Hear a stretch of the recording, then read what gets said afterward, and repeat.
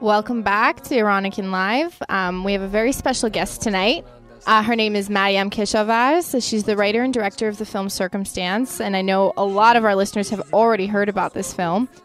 She has a bachelor's degree in comparative literature from Northwestern, and 2 masters, one in Near Eastern Studies from the University of Michigan, and a master's of fine arts in film direction and writing from NYU. And she also has that Iranian background. She studied Persian language and literature at Shiraz University. And we have her on the line, and we're going to ask her a couple questions. I'm super excited. How about you guys? Very excited. Salam, حالتون خوبه? Salam. Thank you so much for having me on the show. خواهش میکنم. So we're going to actually do the interview in English. I want to start off with the movie Circumstance because that's what everybody's talking about, and it's coming right out all over the United States. And the first question I have for, I'm sure most people have not seen it, but a bunch of people have in different festivals. First question I have is, what was the goal of this movie when you started it? What did you want to achieve? Wow, I just want to make a good film. I mean, it's people always ask me what hadaf chibud, what was your purpose? And I think because the film is multi-layered and it can be read in many ways, people often think like I had a very intense political agenda in making the film. And I think I wanted to make a film that was, for my first feature, that was very personal and that was somewhat based on my experiences going back to Iran and of the strong women that I knew in Iran and of liberal families that struggle to create sanctuary and to create a safe space for a safe environment within a culture that's much more conservative and repressive. So just kind of dealing with the reality of what I saw as someone going back to Iran and not what was portrayed in the media here. And that's awesome. I'm so glad you just mentioned that because that's where a big question mark in my head is. You actually have said numerous times that there's a lot of things in this movie that comes from personal experience with people who were close to you, who were actually very much like these characters that you have in your movie. And you have this, especially the question mark in my head is the brother, Mehran. And you depict this character as someone who is a recovering drug addict who becomes super religious, and then at some point in the movie he's quite apathetic about how his sister is being raped apparently after she's arrested, and I don't know how that works. I mean, do you actually know someone like this? Well, I think every person who's from Iran, our families are so diverse. In my family, you can see every religious affiliation, every political affiliation, every social class represented, even within our family. So we have from the left all the way to uncles who were part of the morality police, and so I have everything represented in my family. And as a child, just going back to Iran, just watching the drama unfold at my grandmother's, just at dinner, just could see the drama unfolding through the 80s and 90s, especially, as obviously Iran was in a very heightened political state after the revolution and during the war. You can feel, I could see it like actually unfold in a very personal way. So for me, but I feel sympathy for all the characters in the film, even Mehran, who in essence ends up entrapping his family and becoming he starts to jail his family in essence. I also feel sympathy for him because I think what I'm trying to say is that in any repressive environment that is created, even the repressor, even the person who's jailing the people is themselves also trapped. He's as much of a tragic character as anyone else. I think the whole system traps people. There are many aspects in this movie that that I can go into and talk about. I would say that there are many great aspects. The music is wonderful. The girls are beautiful. The cinematography, everything. But then at the same time, I think one thing that bothered me a lot was the demonization of character Mehran. It seemed like, and also there was some contradictions in my head. Like, how could this guy be a musician, or at least used to be a musician, and then all of a sudden flip like that and become such a such a dark character? Well, I don't think. First of all, I don't think it's a sudden switch. I think he's leading from one extremeness to another. So I think people who are addicts are often attracted to the extremes. So, and I think when I don't think he's really becomes a fanatic in any true sense. I think he is attracted to. He feels disempowered, and I find him. And it's interesting that you have that read on him, because I think I've heard a lot of people feel a lot of sympathy for him, and I don't see him as an extremely evil character. I see him as someone who's disempowered, who's very who's hurt and lost. He's very lost, and so he's trying to find a sort of other life for himself. He's trying to find, with Mohammed Mahdi, he finds like a surrogate father. He's searching for something, and he's searching for a new structure to his life.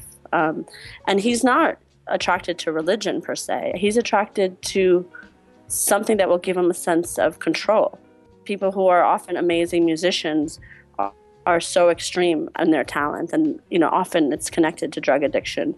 And they're all the extremes are part of what makes him so talented, but also what disempowers him ultimately, and what makes him seek out another place, to find a sense of who he is.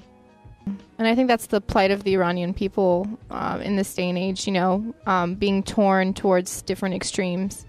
You grow up in America and they tell you not to lie because, this is not the right thing to do. And then when I went to school in Iran during the war, it was, they always ask you, do your parents pray? Do they drink? Do they watch movies?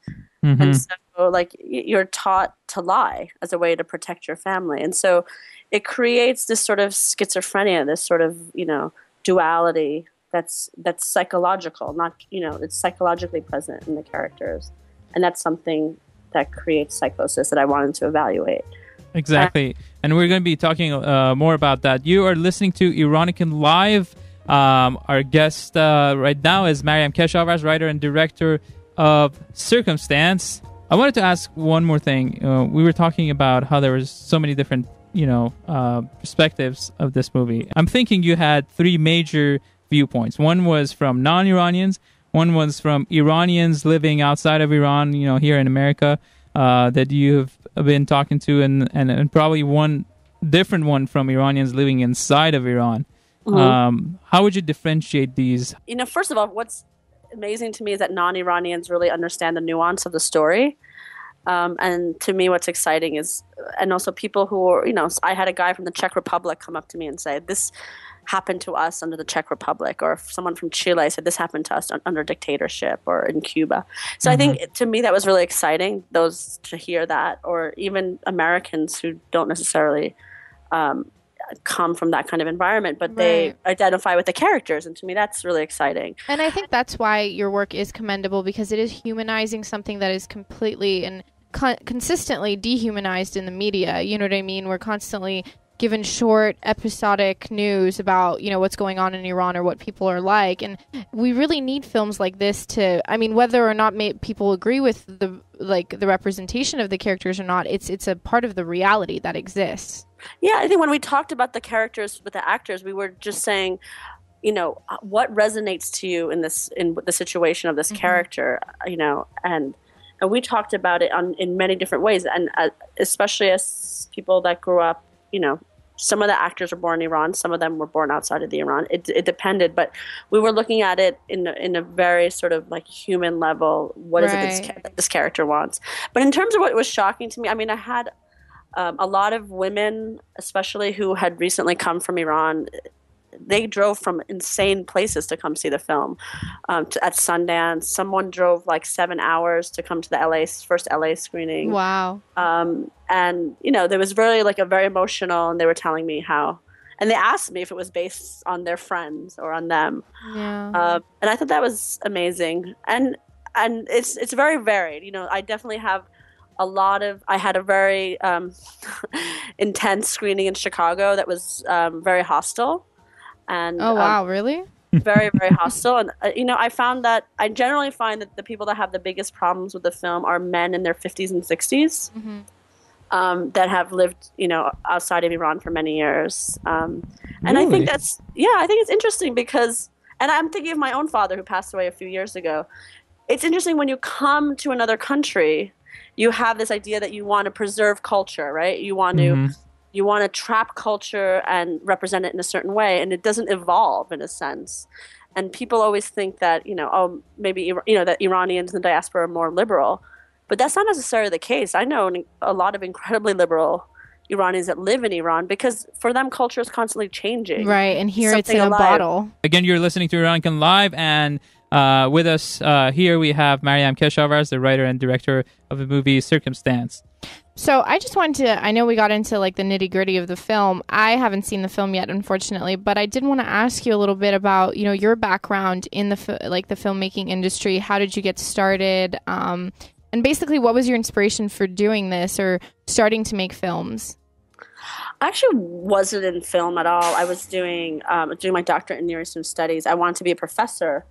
And I was at University of Michigan. I was doing a sabbatical at Berkeley. And then 9/11 happened, and I was trapped in San Francisco. So I felt a very strange deja vu when I was during 9/11 because it reminded me of when I was a very young child of the hostage crisis. And just like the ultimate, just vilifying and monolithic images of, people from the Middle East, of Muslims. And it was very disconcerting. And in response to that, I started making some experimental 16 millimeter black and white films because there was nothing else to do. Everything was closed, literally. And my friend had this Bolex, and we started shooting this film with all non-actors and stuff. And, I showed it around to my family. And my brother at the time was going to go to Columbia Film School. And he was saying, he encouraged me to apply to film school so that we can change the world. And on a lark, I did. I was like, what the hell? It was the application was due the next day. So, I gave my film and I wrote an essay and I wrote a story. And my younger brother actually ran it to NYU because I was in California. And so I got a full scholarship I won the Tisch Fellowship for 3 years to go to NYU. Wow. Yeah. That's... And my younger brother went to Columbia, and we ended up we've collaborated together on all of our films. Well, I mean, if he partook in this, so you owe him a little bit. I do. And he made an amazing feature that was released, that's going to be theatrically released in November, but it was made, Nice. Yeah, it's called Arar Sagi.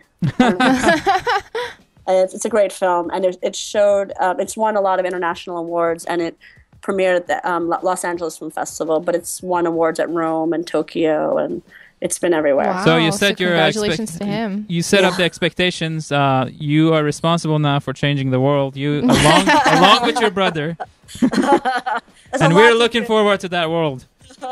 The brave new world. Yeah.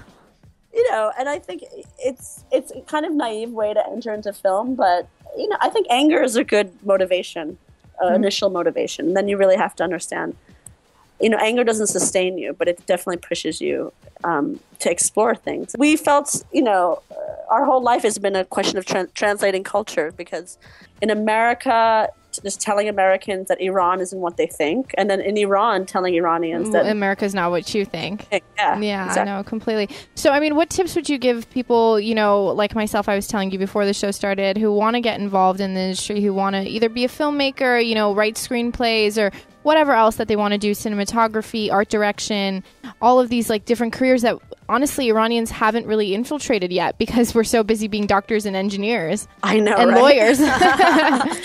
What tips would you give? I think it's really about building community. با پدر مادرتون دعوا کنید. I was pretty lucky because my grandfather had been a poet, so my mom was kind of used to that sort of unconventionalness. Yeah, exactly. Even though my immediate family is all lawyers and doctors. But I think the most important thing is to create community, and you need to surround yourself around people that are doing the same things that you want to do. Mm-hmm. So if that means going to film school, and then there's so many programs, and Iranians were considered minorities, and women were considered minorities because there's only only 5% of directors are women. So there's wait. What did you check on the application? Because this is very important. I'm like triple minority. No, I mean because we are all Caucasian white. What did you have to do to get that Iranianness in there? Well, I actually it's not what you check on your application. It's what you talk about in your application. Okay. Yeah, and that's really important. Personal statement. Yeah, of course. And I think to really talk about where you're coming from and what the need is. And I think we have an incredible need in the West for multi-layered portrayals of people from the Middle East. I mean, I don't even mean just positive portrayals, because I think that's just as much as propaganda as anything else. But real portrayals, the good and the bad. And I think if people are excited to see new things. And so if you focus, if that's what you're passionate about, I definitely think there's a market for it in the business sense. There's a market for, what we could bring to the table as Iranian Americans or as anyone who is bicultural. Yeah, because I think we translate things better. Yeah. But anyway, there's so many resources out there. You got to start researching. And once you have some people who believe in you, like a school, institutional support. I got support from Sundance, Tribeca, Rotterdam Film Festival. Really, honestly, once you get one person hooked on what you're doing and you're very clear about what you're doing and why, it'll all fall into place. And you create this amazing network of filmmakers, of institutional support, and it's all not only helps you to make the projects you want, but it helps you have a sense of an artistic community that can give you feedback and just support, emotional support. Even. Yeah, no, that's really valuable advice, and I know our listeners are really. Some of them have always asked, like, what can we do an unconventional careers show? And I think this is definitely one part of it. You don't have to go to NYU. I mean, you could take film classes. There's great film classes at the city colleges. I mean, I know people who've never even gone to film school. You can find mentors. Also, I've really benefited from some very famous directors who have been my mentors. So I have one last question for you. And this is the question we had on our Facebook for tonight's show. And the question is, what would you like non-Iranians to think when you tell them that you're an Iranian? Oh, interesting. Wow, you have me stumped. I think for me, the most important thing is that people have a sense of curiosity about who we are. And to engage in a dialogue. I love when people ask me about if they know a lot about Iran, or even if they don't know a lot about Iran. They don't make assumptions. They want to have a conversation about your experience, And to me, that's really important. It's interesting. You actually asked me earlier, why did you make this film? And the goal. The goal. And I think it's tied into this idea of people asking questions. I think I love when people leave the theater and they feel like, not that I gave them an answer to anything, but they have a question to think about. We're always discussing, and it's a film dealing with young girls about women's sexuality. There's so many layers to it, and I just love that people engage in the conversation. میگم حیف نیست دیگه ایران نمیتونیم برین فکر این فالوده شیرازی اذیتتون نمیکنه. I know, I love فالوده. What can I do? خیلی ممنون متشکر. I wanted to thank you again for giving us the opportunity to talk to you. All right, thanks so much for having me on the show. No, thank you. And I will definitely... This is the first show I didn't actually talk about sexuality. I can't believe it. Mayam, I do have to tell you, when I showed my mom the trailer, I just have to tell you what her reaction was. At first she was quiet, and then afterwards she was like, some things are just better kept in the closet. Yeah, it's, I guess, different generation, right? No, completely. My mom's first thing was like, you do this to hurt me. You do this as revenge. Yeah, exactly. Exactly, Mom. Well, thanks so much for having me on the show. I'm looking forward to hearing it. Thank you again. When we come back, we're going to have the word of the week and your comments on our blog, Iranican.com, and our Facebook. شما شنونده ایرانیکن لایو هستید از رادیو جوان.